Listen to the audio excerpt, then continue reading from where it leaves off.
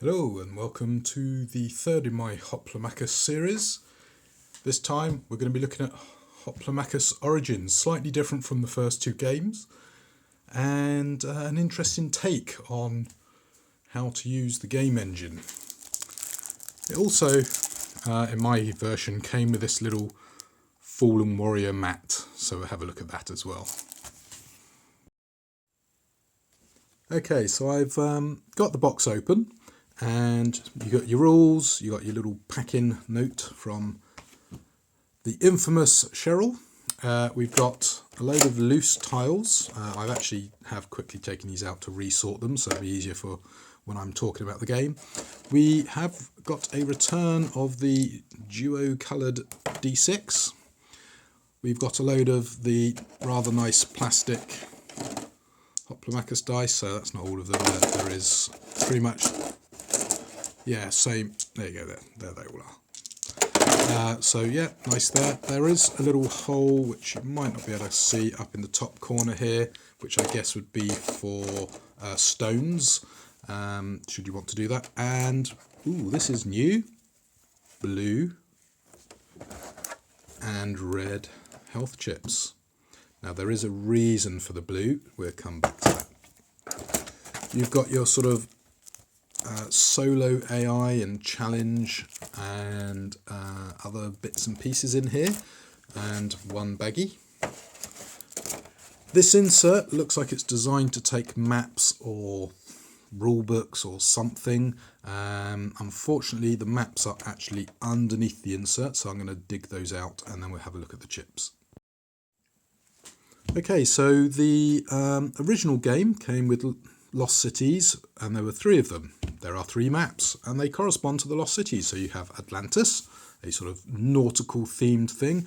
Now to me this looks a little bit like a sort of sea turtle, so it would have been really cool in my opinion if they'd made it look more like the back of a sea turtle when you're actually fighting on a sea turtle, but maybe for another expansion. Chip Theory Games, I work really cheap on commission. El Dorado, with a gentleman looking down on the fountain, and you've got these little pillars and treasure chests in each corner, and you'll notice we've got fairly realistic looking blood stains there. And then finally but not least, Xanadu with its little stone central pillar.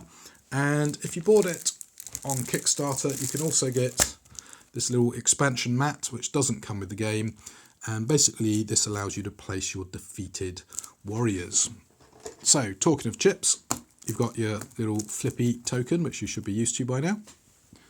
We have a load of black sort of hero tokens, so Kubla Khan, what's that, Gadir, I'm going to murder all these names I can tell, Arik Bok, or Bok, Atlas, sounds very Titan-y to me, the Zak, or Zeke, and the Zeeper, is that? Okay, and these are double-sided, so it looks like you've got sort of a regular and then a starred sign. So they obviously have the ability to maybe power up or become active. I'm not sure. Going to have to look that up in the rulebook, because in tradition I've ripped the box open and not actually had a chance to read the rules.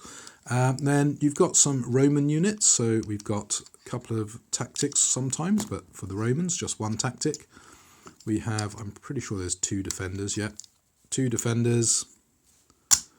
We have a Scioli and a Hoplite. And if you actually stack these chips like this, it will give you a feel for what it's like to play with the health chips of the premium variety rather than the plastic ones. And I have to say that just feels and sounds so good. So yeah, I may have ordered some premium health. Anyway, let's move on with the unboxing. So we've then got Pompeii, so got a tactic, pretty sure it's 2 javelins or 2 attackers, is it? Oh, yeah, so it's a tactic, a javelin, a centurion and 2 attackers. So that's your 2 Roman factions for Rise of Rome. Then if we return to the original game, you get 2 tactics, Machumo, Cockross, and 2 archers for our friends from Xanadu. We've then, for El Dorado, got 2 tactics, a marauder, modular and 2 tacticians. I do like those tacticians, they're good little units.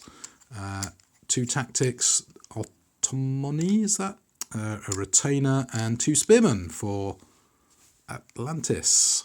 And then last but not least, a couple of extra tactics. Oh, maybe they're not. 2 tribunes, a trident spear and a sea monster. Now the tribunes, I believe, are for a sort of capture the flag, or all your bases belong to us game mode. And yeah, that's going to make things different. So although they look like tactics, they are not. And as you can see, in case you couldn't remember what game it's from, Hoplomachus Origins. Now I believe Hoplomachus is basically a Greek word for gladiator, by the way, in case you didn't know that. Amazing what Wikipedia lies to you about. Anyway, there you go. That's a nice look at the chips.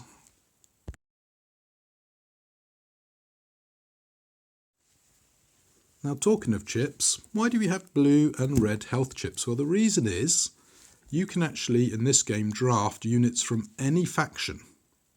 So how do you know who your gladiators are? Well, it's very simple. One player has red life, one player has blue life.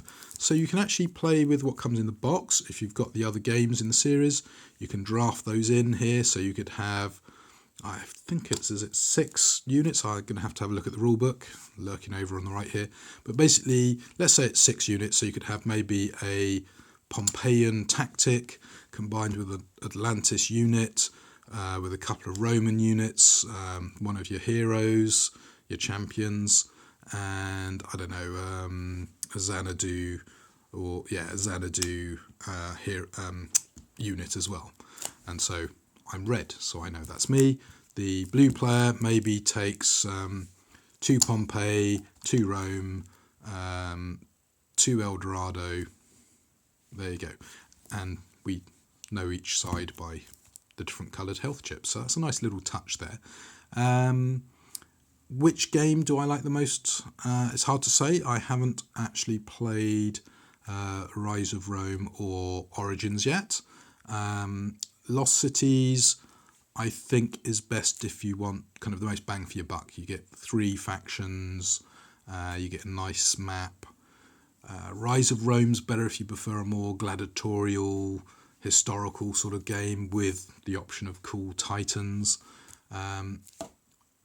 Origins looks like it might be one of the best solo games, particularly if you add it to one of the other games as well, so you get more options, because it's got this really, really cool set of solo rules in here, whereby, for example, let's say you're playing against Atlantis, you've got a specific Atlantis activation sheet, and you roll one of each of the dice. So here you go, let's roll.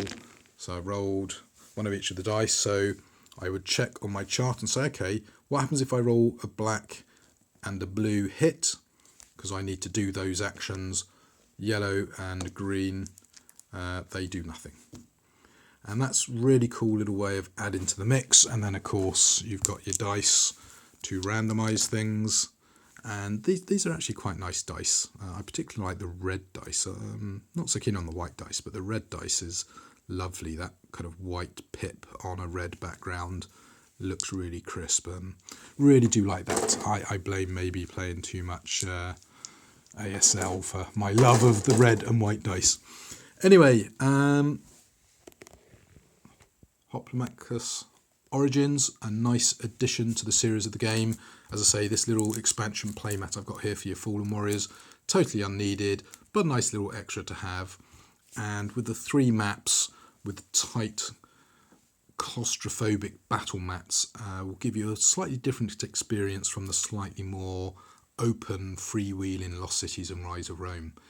So, you know, you pays your money and you picks your poison. Or, like me, you go nuts and get everything. Anyway, that is pretty much it for my Hoplomachus. Now, I'm sure I had some other bits I needed to talk about. Save that for another video.